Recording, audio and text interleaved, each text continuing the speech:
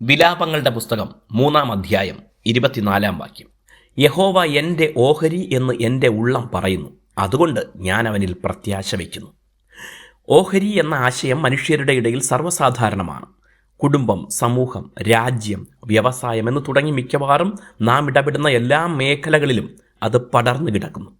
ചെറിയ പ്രായം തുടങ്ങി വീടിനുള്ളിൽ തന്നെ എൻ്റെ പങ്ക് എന്ന ചിന്ത പല കാര്യങ്ങളിലും ശീലിക്കുന്നു. തൻ്റെ ഓഹരിയിൽ നിന്ന് മറ്റുള്ളവരുമായി പങ്കുവയ്ക്കുന്നത് എല്ലാവർക്കും സന്തോഷമുള്ളതാകണമെന്നില്ല. എൻ്റെ ഓഹരി എനിക്ക് വേണമെന്ന ചിന്ത പലപ്പോഴും സംഘർഷങ്ങൾക്കും വഴിവെക്കാറുണ്ട്. ബൈബിളിൽ ഓഹരി എന്ന ആശയം തുടക്കം മുതൽ തന്നെ കാണാൻ കഴിയും. ഇസ്രായേൽ ജനം കനാൻ ദേശത്ത് ചെന്നപ്പോൾ അവിടെ ഓരോ ഗോത്രങ്ങൾക്കും അളവുനൂൽ പിടിച്ച് ദേശം വിഭജിച്ച് നൽകിയത് കാണാം. തങ്ങൾ മറ്റുള്ളവരെക്കാൾ എണ്ണത്തിൽ കൂടുതലുള്ളതിനാൽ കൂടുതൽ പ്രദേശങ്ങൾ ഓഹരിയായി വേണമെന്ന് അവകാശമുന്നയിച്ചവരെയും കാണാം. നാം ഉൾപ്പെടെ പലപ്പോഴും ഈ ഓഹരിയെക്കുറിച്ച് ചിന്തിക്കുമ്പോൾ മറന്നു പോകാറുള്ള ഒരു കാര്യം, ഇതെല്ലാം ദൈവത്തിൻ്റേതാണെന്നും ഇതിനേക്കാൾ പ്രധാനം ദൈവമാണെന്നും ദൈവവുമായുള്ള ബന്ധത്തിന് ഇതൊന്നും തടസ്സമാകരുതെന്നും ഉള്ളതാണ്.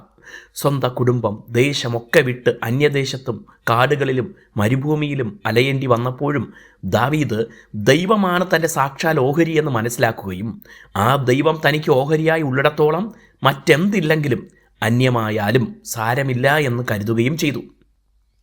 ജീവിതത്തിൽ ഉയർച്ചയോ താഴ്ചയോ വന്നോട്ടെ, ദൈവത്തെ മാത്രം നഷ്ടമാക്കരുത്. ദൈവവുമായുള്ള ബന്ധം ദൃഢവും ഒരിക്കലും ഇളക്കമില്ലാത്തതുമായിരിക്കണം. ആഗ്രഹിക്കാത്തതും പ്രതീക്ഷിക്കാത്തതുമായ കഷ്ടങ്ങൾ ജീവിതത്തിൽ വന്നാലും ദൈവത്തെ മറക്കരുത്.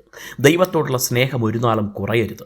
ലോകത്തിലെ എല്ലാ ഓഹരികളും നഷ്ടമായാലും ദൈവമാണ് എൻ്റെ സാക്ഷാൽ ഓഹരി എന്ന് ഉറച്ച് വിശ്വസിക്കണം.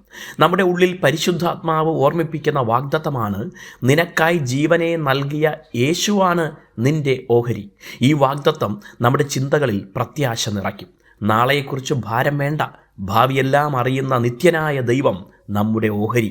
ദൈവം നിങ്ങളെ അനുഗ്രഹിക്കട്ടെ.